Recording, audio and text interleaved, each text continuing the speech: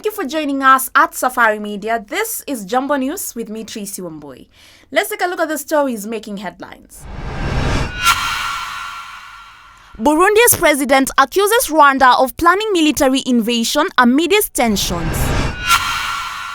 UNAIDS chief warns US funding cuts could lead to millions of new HIV infections. Israeli airstrikes on Gaza hospitals kill senior Hamas leader, escalating conflict. Tokyo court orders dissolution of Unification Church following Abe assassination scrutiny. China releases Minsk Group employees after 2 years amidst foreign farm crackdown. Philippines Mayor Alice Guo faces human trafficking and espionage allegations. We begin with a serious development in East Africa, where Burundi's President Evariste Ndayishimiye has raised alarming concerns about potential military actions from neighboring Rwanda. Well, in a recent interview with the BBC, he claimed to have credible intelligence suggesting that Rwanda is planning an invasion. Let's take a look at the details. In an exclusive interview with the BBC, President Ndayishimiye claimed he has credible intelligence that Rwanda is planning a military strike against Burundi. He cites a failed coup attempt in 2015 as evidence of Rwanda's aggressive intentions.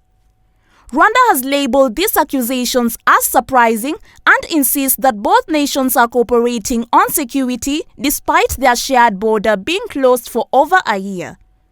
Ndayishimiye also warned of Rwanda's support for rebel groups that threatened his country, paralleling them with the M23 rebels in the Democratic Republic of Congo. While he stated that Burundi does not seek conflict, he affirmed they will defend themselves if attacked. He stressed the need for both countries to honor existing peace agreements, claiming Rwanda has ulterior motives that could lead to future chaos. Amidst the tension, the ongoing crisis in the DRC continues to drive refugees into Burundi, prompting Ndayishimiye to assert that while they welcome those fleeing violence, local customs must be respected. He also called for a more active role from international forces to stabilize the DRC and prevent further conflict. The situation between Burundi and Rwanda is tense and complex. As both leaders call for peace, the region is watching closely. We hope for dialogue and restraint in these challenging times. In a stark warning, the head of UNAIDS, Winnie Byanyima, has highlighted the devastating impact of recent cuts to US foreign aid, particularly concerning HIV programs. Well, these reductions could lead to thousands of new infections and millions of additional deaths over the next few years. Let's explore the implications of these funding cuts on global health efforts. Winnie Byanyima, the executive director of UNAIDS, warned that US funding cuts to HIV programs could lead to 2,000 new infections daily and over 6 million deaths in the next 4 years, reversing years of progress. The US government's pause on foreign aid has already caused the closure of vital health programs and critical shortages of antiretroviral medications, disproportionately affecting women and girls. Byanyima highlighted the story of Juliana, a Kenyan woman whose work in the US-funded program has been halted, endangering both her and her child's health. The World Health Organization has indicated that several countries could soon run out of essential HIV drugs, threatening 2 decades of progress. In response to the crisis, Byanyima proposed a deal to market a new ARV developed in the US, which could benefit millions and create jobs. The situation is dire, with UNAIDS and other UN agencies facing severe funding challenges that threaten health initiatives globally. The cuts to US HIV funding could have catastrophic consequences for global health. reversing years of progress in fighting against the virus. Well, as the situation develops, the need for action and support for affected communities has never been more urgent. Tensions continue to escalate in Gaza following an Israeli airstrike that killed a senior Hamas leader, Ismail Bahom, at Nasser Hospital. Well, this incident marks a significant development in the ongoing conflict, which has seen substantial casualties on both sides. Let's delve into the latest details. An Israeli airstrike on Nasser Hospital in Khan Yunis killed Ismail Bahom, a senior Hamas leader, marking a significant escalation in the conflict. Hamas claimed he was receiving treatment for previous injuries, while the Israeli Defense Forces stated he was there to conduct terrorist activities. Since the resumption of military action, the Hamas-run health ministry reported over 730 deaths, with at least 61 occurring in the last day. In related violence, an Israeli man was killed and a soldier injured in a separate attack near Haifa. The IDF asserted that the strike followed extensive intelligence gathering aiming to minimize collateral damage, but many others, including medical personnel, were reportedly injured. This escalation follows failed negotiations for a new ceasefire, with over 50,000 reported deaths in Gaza since the conflict reignited after Hamas' attack on Israel on October 7th.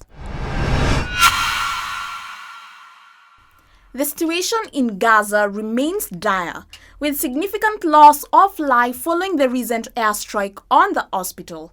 While as hostilities continue, the humanitarian impact grows and the prospect for peace appears increasingly distant. Well, stay with us for more updates on the story. A Tokyo district court has ordered the dissolution of the controversial Unification Church, often referred to as the Muniz. Well, the discussion follows scrutiny of the church after the assassination of former Prime Minister Shinzo Abe in 2022. Let's take a look at what led to this ruling. The Unification Church, which has been active in Japan since the 1960s, has faced increasing criticism, particularly after the assassination of Shinzo Abe. The alleged assassin cited grievances against Abe tied to the church's influence, claiming it led to his family's financial ruin. Japan's Education and Culture Ministry sought the church's dissolution, accusing it of manipulating followers into making substantial donations. While the church contends these donations are part of legitimate religious practices, the court's ruling will strip it of its tax-exempt status and require asset liquidation, although it can still operate in Japan. Investigations reveal that the church allegedly coerced members into purchasing expensive items by exploiting their spiritual fears. Nearly 200 individuals reported being victimized, prompting former believers to demand compensation totaling to 5.7 billion yen. The church's connections to Japan's ruling Liberal Democratic Party were also highlighted, with a report indicating that 179 of 379 lawmakers had interacted with the church, leading to significant political fallout, including the resignation of 4 ministers. The extent of these ties has raised alarm and shock across the nation.